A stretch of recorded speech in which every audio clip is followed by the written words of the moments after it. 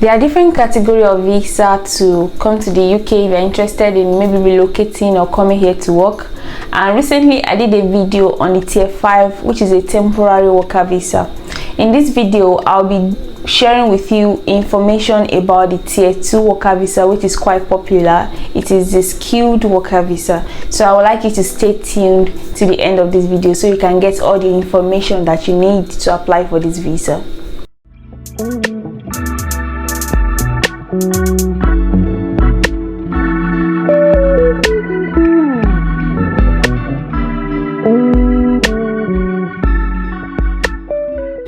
Thank you so much and welcome back to my YouTube channel. My name is Moyelua, and if you like this video, please don't forget to click the like button and don't forget to subscribe to this channel so you can get to see more useful videos like this. And don't forget to click on the notification bell so you don't get to miss out on any of my videos. Tier 2 visa is simply a skilled worker visa, and it's quite like the list goes on and on because there are so many work that fall into this category of visa in the United Kingdom. And most of the time I see that people majorly like talk about the health part of the tier 2 worker visa, like the healthcare part, like the nurses and doctors and support worker and all of those kind of field. But I want you to know that tier 2 worker visa is bigger than just the health part of it. So even if you are not a health professional, you can come under this kind of visa to the UK if that is what you would like to do. So I will share some link down so you can go and check. There are so many job titles under this category. There's hairdressing, there's dancers, there's choreographers, sportsmen, scientists, engineers, IT, technology. The list just goes on.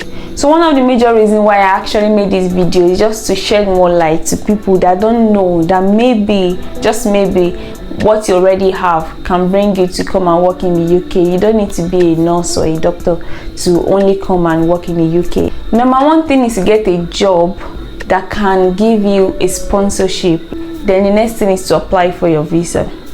And one fear I want to take away from people is that people always look for maybe somebody that has done it before, which is good, or somebody that is living that has a travel experience before they have the confidence to actually go into like what they want to do. So if relocation is what you want to do, it's not only United Kingdom now. If it's United States or wherever you want to go, Germany, wherever, the informations you need, guys, they are online. You just need to access this information, have time for this information, access them and apply. It's as simple as that. Somebody doesn't need to come from the sky to help you to do all these things. So if you actually, for example, if you are a hairdresser and you're a professional hairdresser, go online and type hairdressers in the UK that recruits from outside of the UK or something, and you can get to start chatting with some people or send a message to a particular company, a hairdressing shop or something that wants to recruit people and have the ability to give you the license that you might need. And it's as simple as that. You just go on your Google and type, okay, I'm a chemical scientist. Companies in the UK right now recruiting chemical scientists from abroad. You will see the list and then you can apply. Don't apply for one, don't apply for two. If you have 10, apply for like 10 if you are able to. If you can apply for 9, just apply as many as you want, as you can, so that even if one company doesn't accept you, another one will accept you. So you just keep pushing, and at the end of the day you will see a breakthrough. So that's just a little tip and advice before I go on into the details of this tier 2 worker visa. The next thing I'll be talking about is the cost of this visa. The cost of a tier 2 visa is quite expensive compared to some other category of visa. The reason why most people talk more about the health part of tier 2 worker visa, and you see like a lot of nurses from, say, example, Nigeria are moving into the UK, or doctors and all, is because the health part of the tier 2 visa, the cost is not as expensive as the other category of the tier 2 visa, because there's a particular money that you ought to pay. It's called the health surcharge fee. So it's the money that you pay for like an health insurance per year, depending on how much year you are given by your employer. Let's say you're given 3 years, so the UK will charge you per year, so you multiply the amount of money times, say 3, or if it's 5 years, times 5. But for the health worker visa, they are not charged this amount of money. Their health surcharge fee is free. That's why most people talk more about this category of visa. They only need to pay for their visa fee and then have the money that they need to prove in their account, or even luckily, if their employer could help them fill, there's an additional document that your employer can fill to cover you from not having this money in your account. So if their employer could do that for them, the only money they just have to pay is the visa fee. That's why people talk more and more about this category of visa.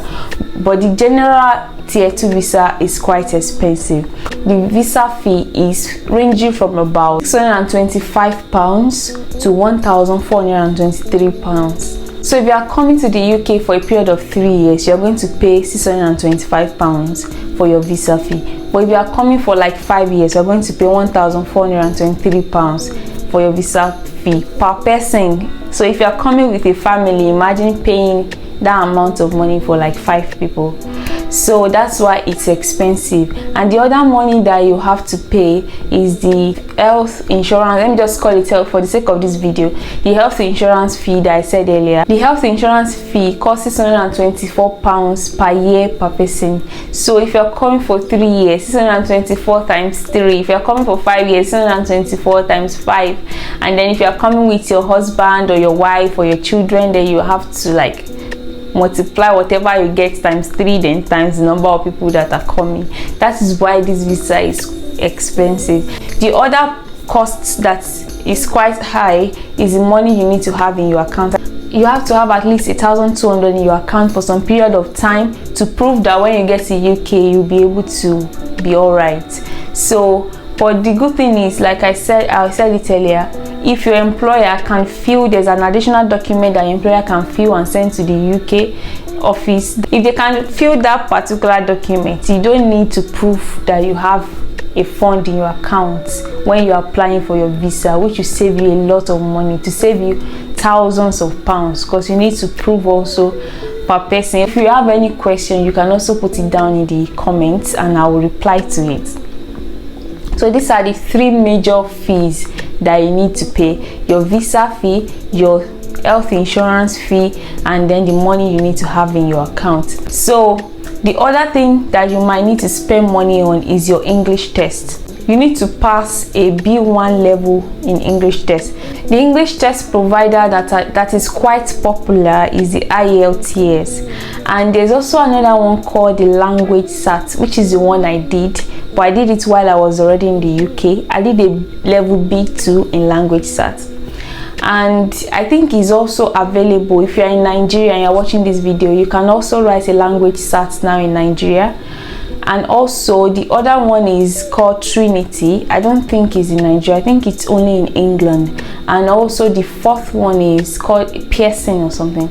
So if you can pass a level B1, that is the other money you need to pay for your exam fee.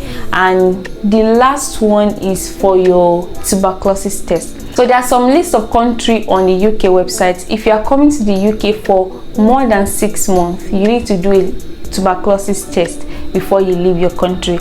So you need to look into that and do that. It's part of the document you'll be submitting for your visa. Let's move into the document that you'll be submitting. The number 1 thing, most important thing is your passport. And number 2 thing is your certificate of sponsorship, which will have the name of your employer on it and pin and all the necessary things that they need to see from your certificate of sponsorship will be there for you, for them to see. Your job code and all of that, your salary, everything will be on the certificate of sponsorship. The other document you'll be needing is your proof of fund, which I talked about earlier on. Your proof of fund needs to be attached to your document that you'll be submitting. Also, the tuberculosis test that I said, they will give you a certificate after you've done the test that okay, you don't have this. So you have to also put that with your document that you'll be submitting. If you're coming with your family member, you need to add your proof of relationship. If it's your children and also for your spouses, you need to add your proof of relationship. Those are part of the documents you'll be submitting. And also the certificate of your English test, that you've passed your English test. You also need to add this to your documents. These are all the documents that they mentioned on the UKVI website when I went to check. But one tip I will give to you is that when you're applying for any category of visa, make sure you load them with more than what they will ask you for.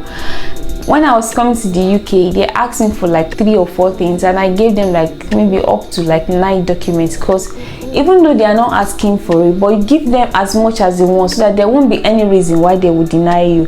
Like for example, your local government attestation, all those things I added is my birth certificate. They didn't ask me, but I added it to it. My national, after adding my passport, I added my national ID card. They didn't ask me, I added it. All those little documents that you have, just add it to when you are submitting for your visa. Yeah, so that's just my tip about submitting your documents.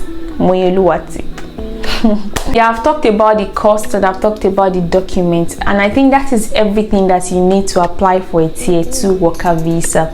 Getting your job and applying for your visa, that is everything that you need to know. So like I said earlier, I'll put the link down below. You can look into more information about this category of visa and the job roles and the job titles that fall under this category of visa, which I believe should be helpful for you. Thank you so much for watching this video to this very point, and I would like to remind you not to forget to subscribe to this channel, like this video, and share with someone that you think it might be helpful for. And I hope to see you in my next video, and I believe it will definitely be helpful for you. Thank you so much. Bye bye.